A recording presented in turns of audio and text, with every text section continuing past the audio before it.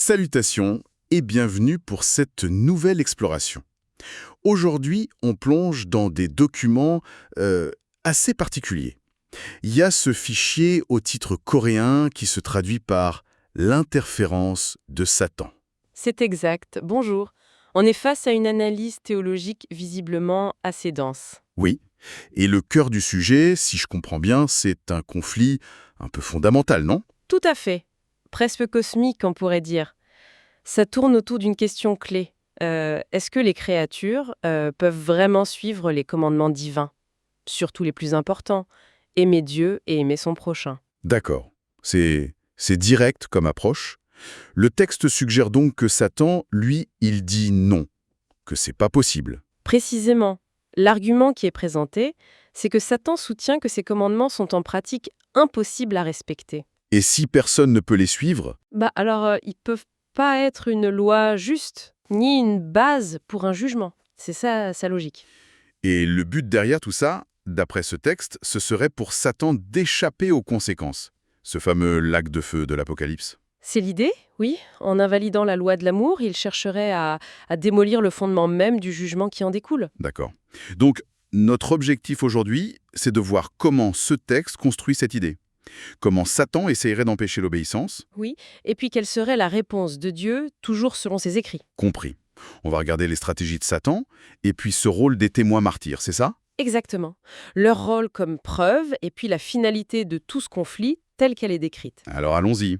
Le point de départ, c'est cette idée. Si personne n'obéit, les commandements semblent impossibles. Si beaucoup y arrivent, Alors, ils sont possibles. Et la clé de tout ça, c'est l'amour. Aimer Dieu, aimer son prochain. le texte cite Job, je crois, pour illustrer l'accusation de Satan. Oui. L'idée, c'est que Satan dit « Regarde Job, il obéit parce que tu le bénis, retire tes bienfaits, Et tu verras sa vraie nature. c'est ça, il violera les commandements. » Donc l'enjeu pour Satan, c'est de prouver ça pour invalider le jugement final. C'est quand même une attaque frontale contre la justice de Dieu et sa création. Alors, concrètement, comment il s'y prendrait, d'après le texte? Quelle méthode? Le document décrit plusieurs niveaux. D'abord, la tentation directe. L'exemple classique, c'est Adam et Ève. La base. Oui, le texte suggère même que sans cette intervention de Satan, le péché originel n'aurait peut-être pas eu lieu, ou en tout cas pas de cette façon. D'accord, la tentation à l'origine. Mais ça ne s'arrête pas là, j'imagine. Il y a des choses plus quotidiennes. Ah oui, absolument. Le texte parle des distractions mondaines. C'est assez large.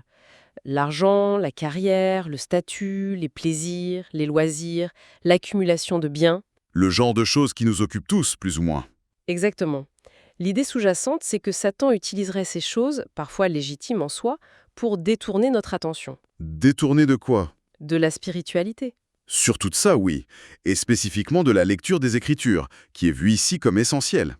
Le temps et l'énergie qu'on met ailleurs, on les met pas dans la relation avec Dieu. C'est une vision assez pragmatique de l'interférence. Mais il y a aussi une dimension plus spirituelle, non? Trompeuse, même. Oui, et c'est là que ça devient peut-être plus insidieux. Le texte parle de moyens spirituels trompeurs. C'est-à-dire, Pensez aux faux miracles, aux fausses visions, fausses prophéties, des choses qui peuvent égarer. Il mentionne aussi les faux enseignements, les faux docteurs, ceux qui tordent le sens des textes? c'est ça, qui introduisent des idées contraires ou qui attaquent même l'autorité de la Bible. Le but est de semer la confusion, d'obscurcir ce qui est vu comme la vérité divine. D'accord. Tentation, distraction, tromperie spirituelle. Il manque une méthode la plus... Brutal peut-être. La persécution. Oui, la persécution est présentée comme l'outil de dernier recours, quand le reste ne suffit pas. Et le but, c'est quoi? Éliminer les témoins? Exactement. Éliminer physiquement ceux qui restent fidèles, parce que leur vie, leur persévérance dans l'amour malgré tout, parfois jusqu'à la mort, c'est la preuve la plus forte que les commandements sont possibles. Un témoin vivant en inspire d'autres. C'est l'idée. Chaque témoin fidèle est une réfutation directe de l'argument de Satan. Donc, il faut les faire taire. Face à tout ça, quelle est la réponse de Dieu telle que décrite ici? La réponse divine, d'après cette lecture, elle tourne autour de ces fameux témoins martyrs. Le texte s'appuie sur l'Apocalypse, chapitre 6, pour dire que Dieu aurait prédéterminé un nombre précis de ces témoins. Un nombre précis. Témoin martyr, qu'est-ce que ça veut dire exactement dans ce contexte? Ce sont ceux qui incarnent vraiment les commandements d'amour jusqu'au bout Aimer Dieu, aimer son prochain, au point de donner leur propre vie. Comme le Christ l'a dit, il n'y a pas de plus grand amour. Exactement. Leur existence, et surtout leur sacrifice, s'est présenté comme la preuve ultime que les commandements sont pas seulement justes, mais réalisables. Ils sont vus comme le reflet de l'image de Dieu ou l'image du Christ. Et il y aurait un compteur en quelque sorte. Ce nombre doit être atteint. Oui, l'interprétation est assez spécifique là-dessus.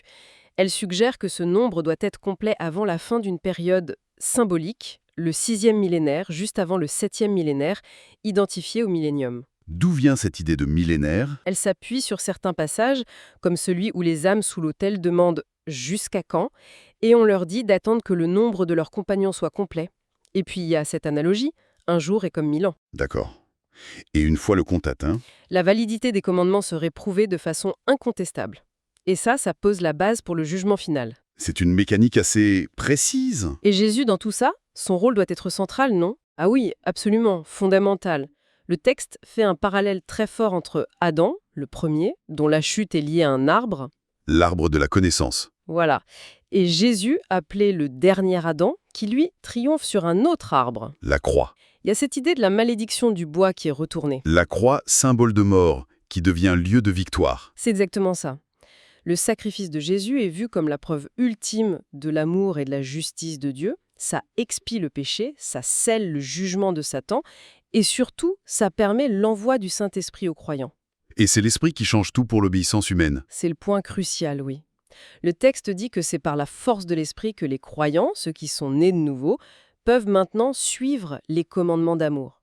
Même s'ils ont encore une nature pécheresse, la chair. L'esprit donne la force que la nature humaine n'a pas. C'est l'idée, oui. Des passages de Jean ou de Paul sont cités pour montrer que l'esprit donne la volonté et la capacité d'aimer vraiment Dieu et son prochain. Le texte utilise aussi des histoires de l'Ancien Testament comme des allégories, c'est ça? L'histoire d'Esther, par exemple. Oui, l'histoire d'Esther est présentée comme une illustration très parlante de ce conflit. Haman, qui représente Satan, veut détruire les Juifs, symbole du peuple de Dieu, des témoins. Pourquoi? À cause de Mardochée qui refuse de se prosterner. Exactement. Ce refus d'adorer autre chose que Dieu, c'est vu comme une preuve de fidélité au premier commandement. C'est un témoignage vivant. Et la fin d'histoire est symbolique aussi. Tout à fait. La détermination d'Esther, si je dois périr, je périrai, est vue comme une image du sacrifice de Christ. Et Haman, qui finit pendu au gibet qu'il avait préparé pour Mardochée. Ça symbolise Satan défait par l'instrument même de mort qu'il voulait utiliser. C'est l'interprétation proposée, oui. L'arbre, la potence, instrument de mort, devient, par la croix, symbole de vie pour ceux qui croient. Il y a aussi des rois mentionnés, Jéroboam, Nebuchadnezzar. Oui, eux, ils sont des exemples de dirigeants qui mettent en place une fausse adoration. Les veaux d'or de Jéroboam, la statue d'or de Nebuchadnezzar. Pour détourner le peuple de Dieu. C'est ça. Ça illustre une autre stratégie, corrompre l'adoration elle-même, la rendre idolâtre, centrée sur le pouvoir, l'argent, la politique ou juste la peur de mourir, au lieu d'un amour sincère pour Dieu et le prochain. Donc le problème, c'est pas la religion en soi, mais comment elle peut être vidée de son sens. C'est ce que le texte semble dire. Satan chercherait pas forcément à éliminer la religion, mais plutôt à la rendre creuse. Une pratique extérieure sans l'amour, la justice, la miséricorde. Ou alors, carrément, faire adorer l'argent, Mammon, ou faire de la survie à tout prix l'idole principale. Ce qui empêche de suivre vraiment Christ. Si on avance vers la fin des temps, toujours selon ces textes, il y a ce groupe spécial, les 144 000. Qui sont-ils? Les 144 000 de l'Apocalypse 14, oui. Ils sont identifiés ici comme un groupe clé de témoins pour la toute fin. Décrits comme purs, vierges symboliquement, qui suivent l'agneau partout. On les appelle les prémices. Les premiers fruits d'une récolte finale. Ont-ils une mission spécifique? Oui, le texte les voit comme remplis de l'esprit d'une manière particulière, une pluie de l'arrière-saison pour finir le travail. Ils doivent prophétiser à nouveau et sont liés aux 2 témoins d'Apocalypse 11, souvent vus comme agissant dans l'esprit de Moïse et d'Élie. Préparer le terrain pour le retour de Christ et le jugement. C'est ça l'idée? Préparer ce jugement final de Satan? On imagine qu'ils vont faire face à une opposition intense. C'est clair, le texte parle d'une persécution terrible pendant une période symbolique, les 42 mois, où la bête aura le pouvoir de leur faire la guerre. Mais ils tiennent bon? Oui, Le texte affirme qu'ils vaincront par le sang de l'agneau et par la parole de leur témoignage. Une fidélité jusqu'à la mort s'il le faut. Ils joueraient même un rôle actif dans la défaite finale des ennemis. Solution finale de ce grand drame cosmique, d'après cette lecture. La résolution, c'est la conséquence logique de tout ce témoignage. L'obéissance des martyrs jusqu'à la mort prouve définitivement que les commandements d'amour sont justes et réalisables, même pour des humains, avec l'aide de l'esprit. Donc, l'argument principal de Satan, Il est complètement réfuté. L'impossibilité d'obéir, c'est faux. La preuve est faite. et ça change tout pour le jugement ensuite. Absolument. Une fois que la justice et la faisabilité des commandements sont établis comme ça, ces commandements deviennent la norme pour juger. Le texte renvoie au passage sur la parole qui juge et au jugement final. Et ceux qui ont rejeté ces commandements. Ils sont jugés selon leurs actes, surtout le manque d'amour, l'oppression, et ils font face aux conséquences décrites comme le lac de feu. Et pour la création dans son ensemble, quelle est l'issue? C'est une restauration totale. Le péché, la mort, tout ça c'est éliminé. La création atteint son but. L'amour et la justice de Dieu sont manifestés pleinement.